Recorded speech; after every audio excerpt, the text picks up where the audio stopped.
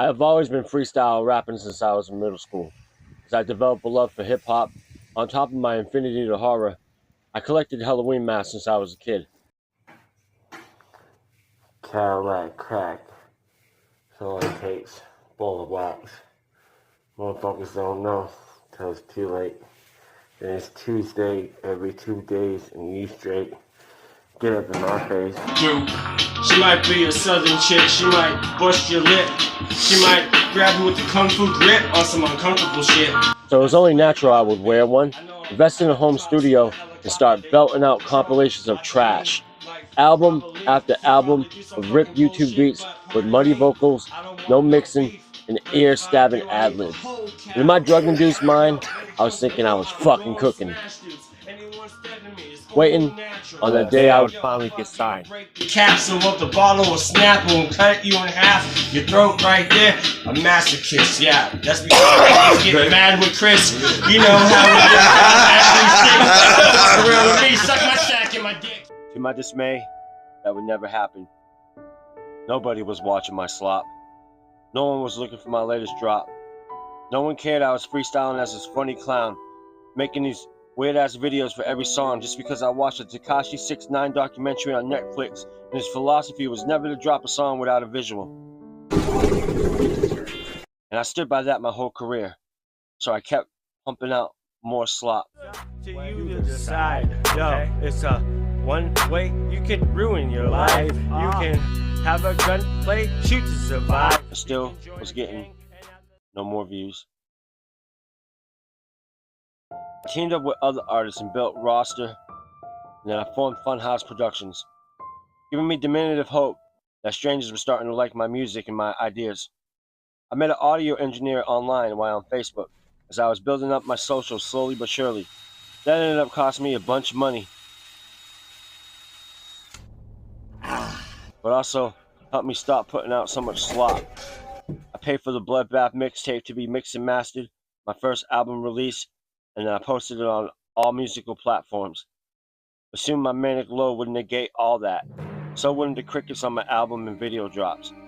But it only continued. Go ahead. You're all gonna feel the wrath of God. The fucking wrath of God. Fucking wrath of God. That's fucking right. That's right, motherfuckers. Every week I put out a new video. Every week no one was watching. I was ready to call it quits. And I was having one of the worst days ever. Oh, yeah. Two last. Two first. My homie Jamie Guerrero from Soothsayer Music told me about the hardcore artist Scum having a free contest online. It was the Respect Contest, and it was a chance to be on his next upcoming album. It was free to submit. Just had to record my verse and send it to his email over his track. So I did it reluctantly. I sent in my shit thinking they wouldn't even listen to it. But then a few months later, In the past tense. Yo, about to demand my respect, or I'm grabbing y'all's attention like hands on your neck. Till I raise the bar to red, planned as a threat. I'm the COVID vaccine with the cancer inject. Scum was on a Facebook Live bumping my verse. I didn't win, but nonetheless, the poorly recorded verse remains on YouTube to this day. And watching the Godfather listen to my shit gave me a new motivation to give it another shot.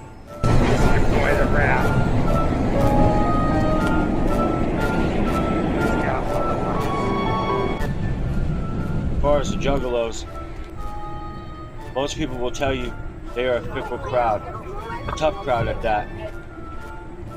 Just because you don a clown mask and paint your face doesn't mean they're gonna like you right off. Just because you can freestyle really well doesn't mean you're gonna garner their attention. You gotta prove yourself. Pay dues. I would send my music to all kinds of Juggalo adjacent looking people, as well as different Juggalo artists, and still nothing. It's bullshit. Shake me, motherfuckers. If anything, some would even tell me to fuck off. Yeah.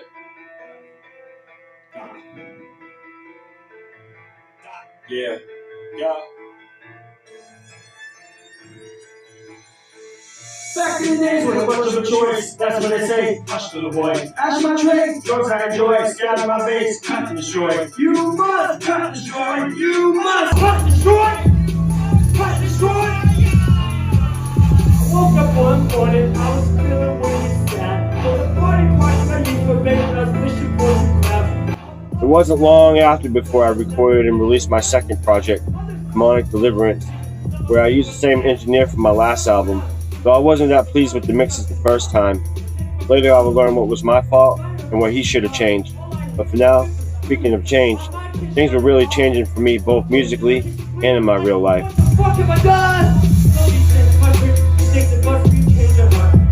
At this rate, I was moving from Boston, Massachusetts to Kansas City, Missouri. I was getting ready to perform my first show as a clown with my first set of songs that I had memorized for the first time. Then immediately leave Massachusetts, only to hit Kansas City, Missouri a few days later, and change my whole life over. I still didn't have the respect or recognition from many juggalos, but I did join some hip-hop listening parties and started submitting my songs. Also by that time, I had grown Funhouse Productions into a roster of 6 different artists, who I collaborated on with many projects. It happens every time, they are petrified. Keep on shooting till there's no one left to die. Who wants to see God? I'll be next to the side. Some of them made beats for me, some of them did verses with me, some of them helped promote our shit, many other artists. But soon I realized I need to make fans, not artists trading follows for follows.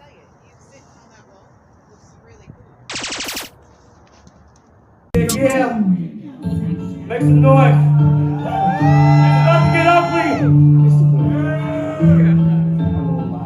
All I hear is an angry spirit, just a ghost screaming. They're yelling at me and they won't leave. I sit and stare in the mirror, my hair I don't see. My skin is red, but my parents taught me grow sick. He's an ugly child, ugly child. He's an ugly child, ugly child, ugly child, ugly child. I'll also start working on improving my mixing, recording, and editing my own videos for my songs. I even began to learn how to draw digitally and animate my drawings for my videos.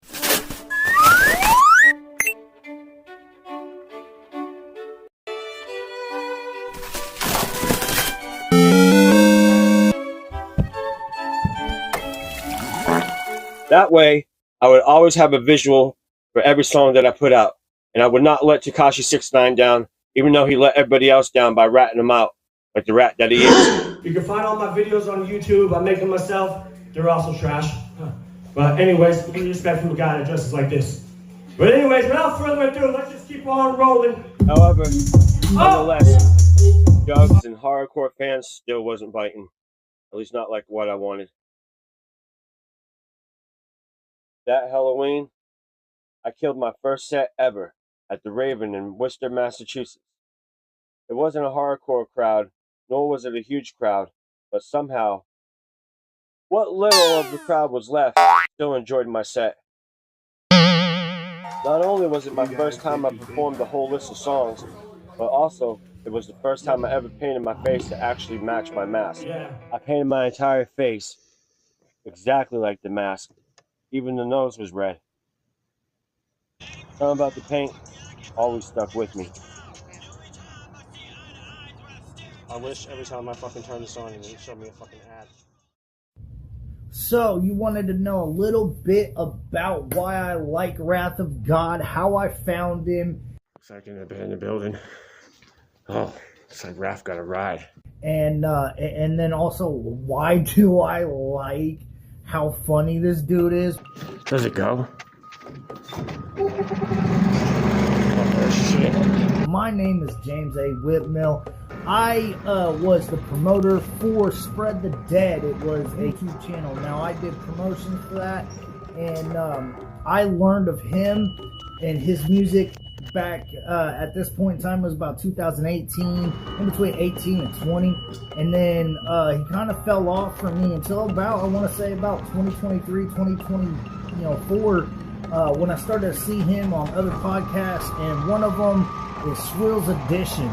And when he's on there, man, he is uncut, unfiltered. That is him.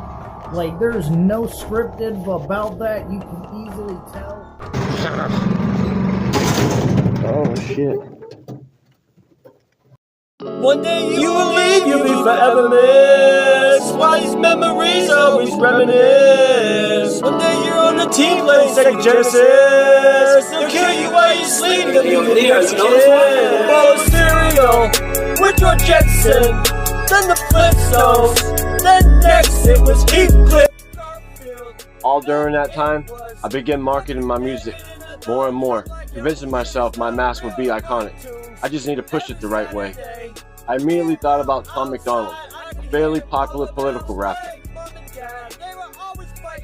You know, he was one of those edgy MAGA rappers or whatever you want to call him. I didn't really like any of his music much, and I found him to be detestable to say the least. But often, his face would keep popping up on my feed. Sometimes I find myself hate watching, often just curious of what he was going to do or say next. And that's when it hit me. I need to put my mask everywhere, on everything, so people can't stop seeing it, just like Tom MacDonald's face. Maybe this way it will encourage people to check out my music and they will either hate it or like it. But either way, they won't escape me. Bruh. Now, how do I put my mask on everything, you ask? Well, not physically, but digitally. I started making Rap with God memes non-stops with cut-out head crops of my mask on faces of celebrities, sport figures, and all kinds of viral motherfuckers. No one was safe. Island Boys, Drake, Catch Me Outside Girl. Anybody that was viral or popular at the time got a head crop Rap with God mask turned into a meme. Even Tekashi 6ix9ine got a head crop saying, "I'm telling you, Rap with God is the shit." Get it? Because he was a rat and he was telling on everybody? Well, if you didn't find that funny, then fucking stop watching this shit. Just kidding, don't stop. Subscribe. Or whatever. Like. Anyways, by this time I was settled in Missouri. I often thought about these videos I was watching about these two guys that would go into these abandoned buildings and start exploring them and photograph all kinds of historical shit. And I was really intrigued by it. I'm scoping out this fucking building here. So I'm thinking about doing some urban exploration. And what we're looking for is cameras. Any type of shit that's gonna get me thrown in jail. For the past few years, the plant has been undergoing abatement and demolition work, but we managed to get inside before any of that work began. Now, join us as we explore one of America's most historic industrial relics.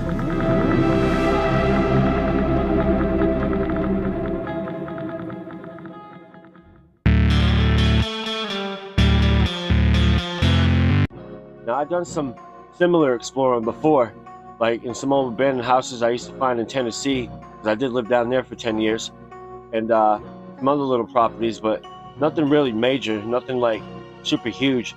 But like I said, I was very intrigued. Start falling apart, we pick up the pieces. I walk in Walmart and I bicker with demons. Only heaven and hell, two different seasons. Must tell myself every nigga on agreement. Already dropped Mass Murder LP, which was my third project, and I did that myself, like mixing, mastering part, and let's just say they won't speak what in the race, but can't keep up. Transformation like cabin fever. I should have hired that engineer this time, but I did not. I was doing the listening parties with no emotion in the gods every Sunday, never missing a day, never missing a listening party, always submitting something, and it was usually a video. I didn't want to let Tekashi 6ix9ine down. The gods. Welcome to the Gods Listening Party.